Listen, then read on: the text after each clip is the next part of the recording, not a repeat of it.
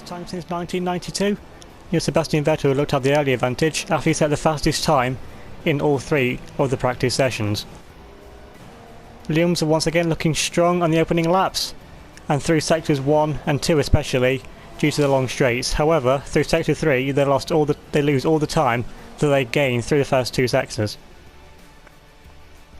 Taking a look at the qualifying grid for the Mexican Grand Prix, and as it was previous race, Josh Chiro will take a dominant pole position, 4 tenths clear of Nico Rosberg in second, Valtteri Bottas will line up in third in the other Mercedes, Sebastian Vettel the lead Ferrari in fourth. Sebastian Buemi will line up in fifth, with an impressive showing once again from Daniel Kvyat to line up sixth for Red Bull. Sergio Perez, the home favourite, will line up in seventh for Force India, just ahead of John-Eric Verne in the second Red Bull. Nico Hülkenberg will start ninth in the second Force India, and Lewis Hamilton could only manage P10 on the grid. Taking a look down the rest of the grid, Carmen Jordan will just miss out on a place in Q3 starting from 11th, with Carlos Sainz in 12th, sandwiched by the other Lotus of Joseph Krell, who will start from 13th. Saubers of Marcus Ericsson and Adrian Sutil lined up 14th and 15th, with both of the McLarens getting knocked out in Q1 once again, Van Dorn ahead of Alonso this time. Max Verstappen with a very disappointing qualifying down in 18th, and the two Manners complete the grid. Hey guys, Tara here, welcome back to UniONE, this time round 17, the Mexican Grand Prix, second to last race of the season, starting from pole position. Once again, it's going to be a two-stop for this race, so tyre wear really looks like it's going to play a factor this weekend. Let's hope we can make the most of it, because you know the tyre wear on this Williams isn't the greatest, so we just got to hope that we can do the best with the fresh tyres at the start of each stint. Going now to the 5 red lights. Lights out and away we go. We get a pretty okay start, but it's like Rosberg may have got a better one. We're going to go side by side down this massively long straight. Bottas in third.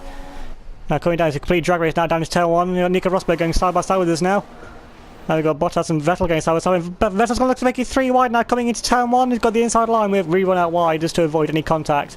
Of course, we don't want to get taken out this early in the race. Now Vettel going side by side with Nico Rosberg for the lead of the Mexican Grand Prix. That's going to be a drag race down into turn 3. You know, the Ferrari's faster in a straight line, but the Mercedes better through the corners.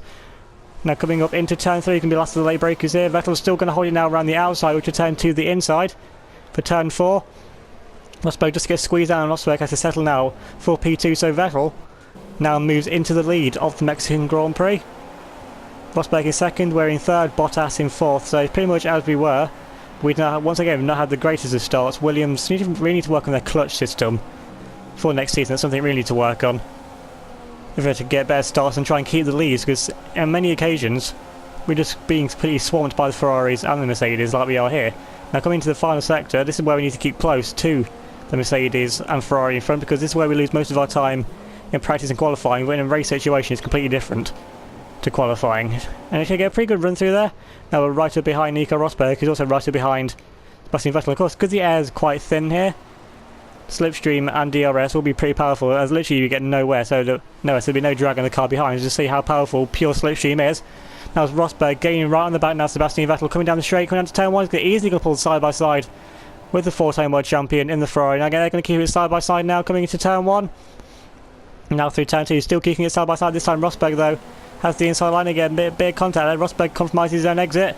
And that's going to be a drag race once again down into turn 3, still keeping it side by side. Of course, no DRS yet still. Now we're slotting just behind there in P3. And Lewis Hamilton is all the way up into P4, starting from P10 after only a lap and a quarter. How has Hamilton gone from P10 to P4 and overtaking Valtteri Bottas in the process? Hamilton there must have had a monster start there. Hopefully it wasn't a jump start. Now taking a look at our replay of Hamilton's electric start. It's a pretty average start alongside Force India there off Sergio Perez.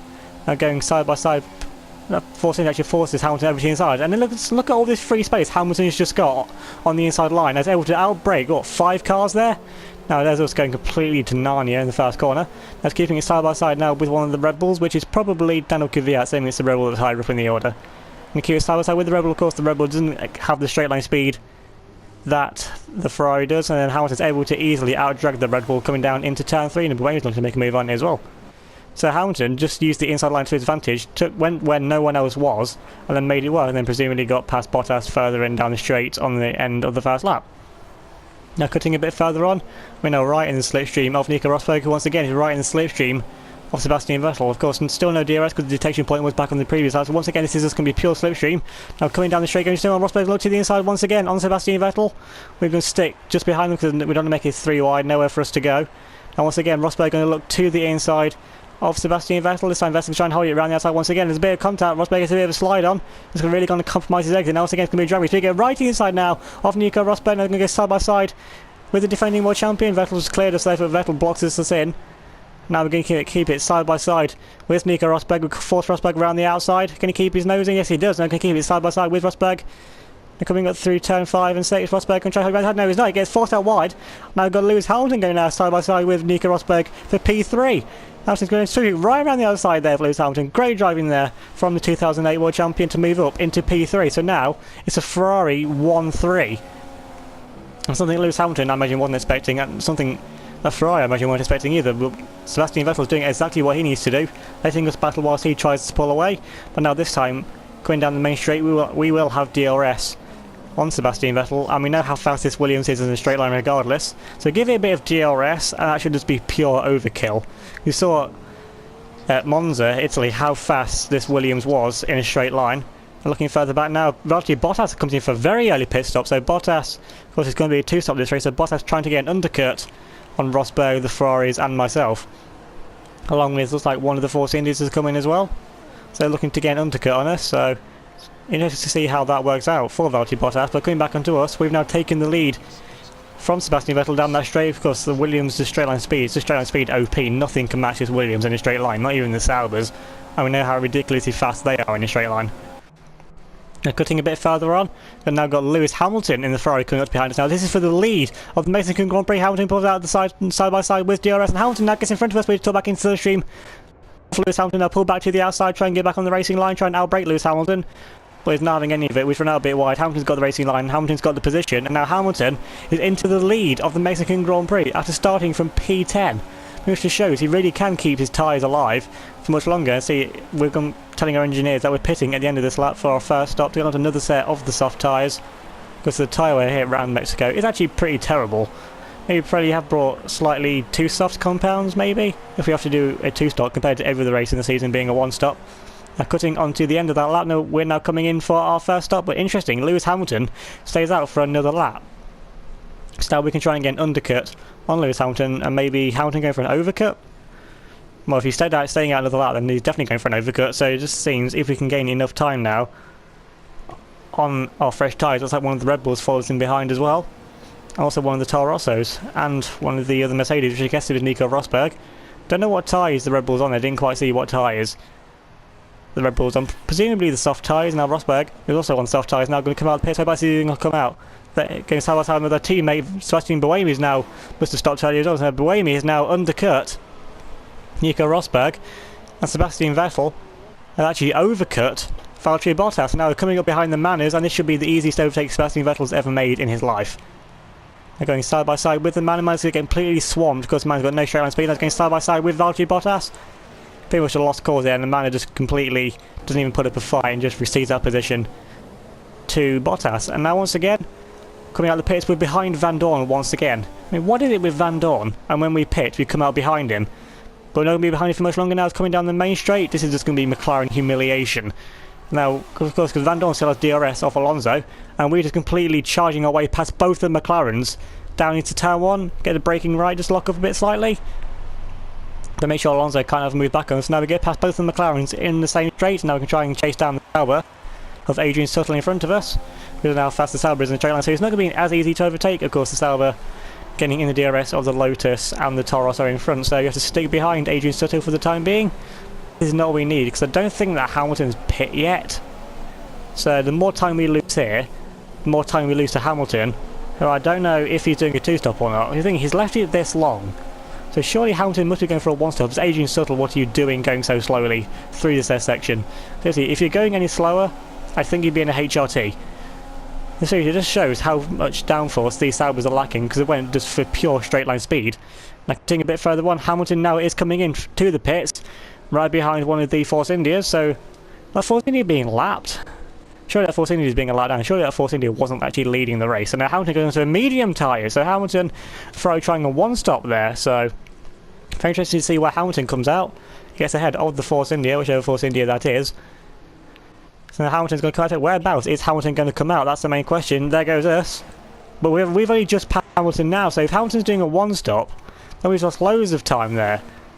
Now coming down the main straight, there's one of the Mercedes behind. Just going to stay behind Lewis Hamilton for the time being. So Hamilton's going to come out in what is currently, I think, second position, doing a one-stop. So Hamilton there's got a strategy masterclass there from Ferrari. Ferrari getting the strategy is actually right for once. And putting Hamilton on a one-stop. So it's further down the grid. Didn't take as much life out of his tyres in qualifying.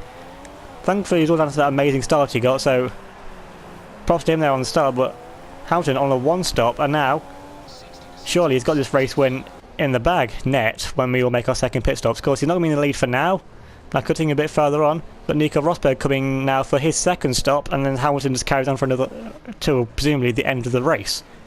He's now on the medium tyres, and now Rosberg's coming in now. We're going on for a set of the medium tyres. Yep, so now that's Rosberg's second stop, and now can be a two-stop there for Vettel as well. So Vettel now goes on a set of the medium tyres to go to the end of this race. Of course, he runs for Hamilton's puncture last race. If he wins this race, that could put him right in title contention. But you've got to think that what happened last race has pretty much ruined his championship hopes. So whereabouts is Vettel and Rosberg going to come out? Green flags up ahead, so maybe some incidents happened there. But now Vettel is quite a bit behind, but he just comes out just in front, crucially, of a Lotus and one of the Sauers. And now cutting on the end of lap 11, start of lap 12, when they're coming in for our second stop, trying to get an overcut on those two cars. Now coming in from what was P1, but now he drops down to P2 as Hamilton goes past, and got Daniel Kvyat behind us. So Kvyat having a great race there for Red Bull once again. This second half of the season, he's really been putting in those results, really outperforming what that Red Bull is capable of. We've seen dropping down behind the Force Indies, and talking of dropping down, looks like Rosberg's managed to clear Kvyat in the pit stop. So not the best stop there from Red Bull, but still Kvyat having a pretty decent race if he can keep with the Mercedes. Now looking at replays, the Force India going slowly down the straight. Force India's got a puncture. Is this what happened earlier on in the race? And now this is probably the worst place to have a puncture. I don't even know which Force India that is. So no, don't tell me that's Perez. Do not tell me that's Perez with a puncture at his home Grand Prix. He's now causing a complete train. UniONE truly would be proud of this. Causing a complete Perez train. And now the McLaren looks to the inside now to try and go around number one. He's going to try and go around the outside. And that's going side by side with the McLaren. Now Perez just parking it on the racing line. Now holding up the Manners and the other Force India. So was that Hulkenberg that had a puncture earlier on? That's been a nightmare race for Force India if that's the case. Still, both Force Indias presumably now having a puncture. And there's one of the Red Bulls. What's that Red Bull doing all the way down here behind the Manners? And now the Red Bull getting completely stuck behind Perez. Is pretty much just shoving him along the track now. It's probably going faster now. It's being shoved by the Red Bull actually. And it gets shoved out of the way. And the Red Bull finally manages to get past Perez. Now cutting back live. Now here comes Lewis Hamilton. Up now to lap the Force India of Sergio Perez. Hamilton just hit into the back of Perez. What was Hamilton thinking? It's completely maldonated into the back of Sergio Perez in the stadium section. I think Hamilton might need to get out of Mexico quite quickly after this race now. But now Hamilton has to pit as well. Hamilton, who was on the one stop, ruined his own race, and has now to come into the pits for what I presume would be a front wing change if he's pit, because he wouldn't have a puncture from that because of the front end collision. Now, yeah, Ferrari are changing his front wing and putting on a set of soft tyres, but surely that's any chance of the win now gone. And now Hamilton actually gets held up for the Force India Perez coming to the pit, so a bit of karma there for Hamilton, but still. Now looking at a replay of what Hamilton just did, see there, coming through the stadium section, you see Perez there up in front, and then Lewis just aims for the Force India in the stadium section, and I think he's just made about 10,000 Mexicans hate him in that process. So now that leaves us in the lead, with Bottas in second, Vettel in third, with about 4.5 laps left to go, and Bottas really is catching us. It seems our tyre wear isn't great. And cutting a bit further on, Valtteri Bottas is now caught right onto the back of us now. There's not long left to go in this race.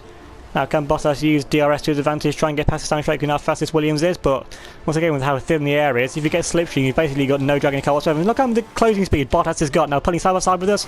Force Bottas over as much as you can and then move aggressively back over to the racing line to make sure Bottas doesn't get there. Now we actually just run out wide, out braking ourselves, locking up into turn one. Now Bottas moves into the lead of the Mexican Grand Prix, but Bottas runs out wide there through the exit of turn 2. Of course, no DRS for us because we were the car behind. It's double DRS zone, but now we're right behind Valtteri Bottas and pointing to the inside of him. Just amazing straight line speed in this Williams. Just brilliant, this BMW engine in the back of it. They're showing we don't have the downforce to go with it, but I think the lack of downforce is really helping us try and keep it. Now, round the outside of Valtteri Bottas, can we hold that? Yes, we can. We're holding it right around the outside of Valtteri Bottas, going side by side for the lead of the Mexican Grand Prix. Now coming up into the third sector, we've got the inside line. Bottas tries to hold it around the outside, but it just runs out a bit wide.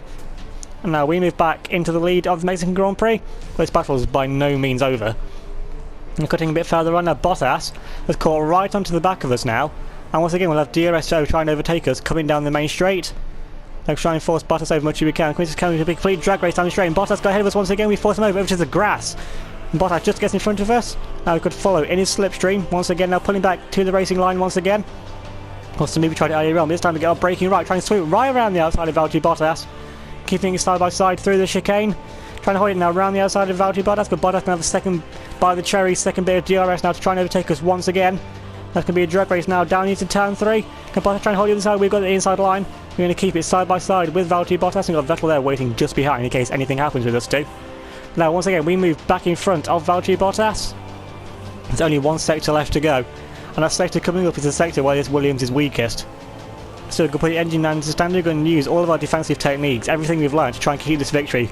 We know how hungry Bottas is for this race victory. We also know he kind of doesn't like us after Japan either. So now it's got one sector left to go to try and hold this victory from a charging Valtteri Bottas, who's now looking to the inside of us. Anywhere where you can go try and make a move. Now we have to defend to the inside now coming into stadium sector. We're going side by side through the stadium sector. The crowd are going to be loving this. Now going side by side with Valtteri Bottas now. Only 2 corners left to go. We've got the outer line which now turns to the inside. Now coming up to the penultimate corner, we go around the outside. Bottas runs out wide. Now Vettel's got the inside of Valtteri Bottas. But Vettel's now moved up into P2. Vettel's into P2. We're going to cross the line to win, but Vettel getting P2, and that's crucial for the championship there.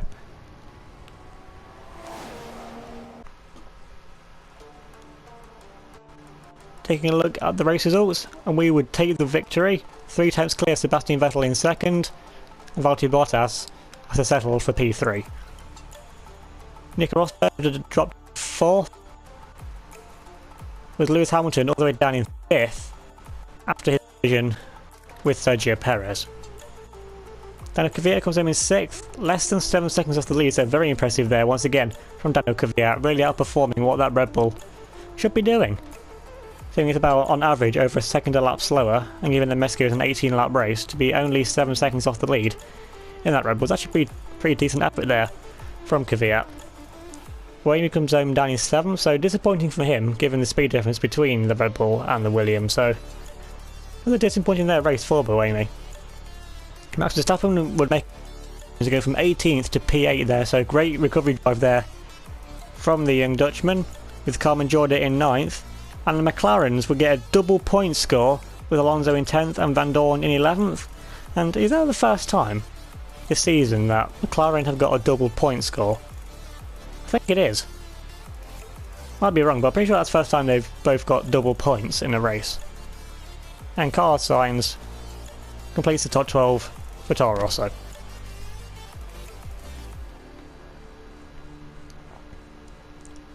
So then, going into the final race, Sebastian Vettel has a 2-point lead over Valtteri Bottas in the Mercedes, and Nico Rosberg in 3rd, 9 points off the lead. And now it is mathematically impossible for Lewis Hamilton to win the championship, so I imagine he'd have to play rear gunner to Sebastian Vettel in the final race of the season. Sebastian Buemi is in 5th on 144 points, only 2 points clear of us now, and so the BMW Williams battle there going into the final race of the season. Daniel Kvyat in 7th on 113 points, with his teammate Jean-Eric Vergne in 8th on 75, Jenson Button in 9th on 59, Ricciardo in 10th on 48, Hulkenberg in 11th on 41, and Carmen Jorda rounds off the top 12 for Lotus on 36 points. In the Constructors' battle, Mercedes have a 7-point lead over Ferrari going into the final race of the season, with Williams in 3rd, 78 points off the lead.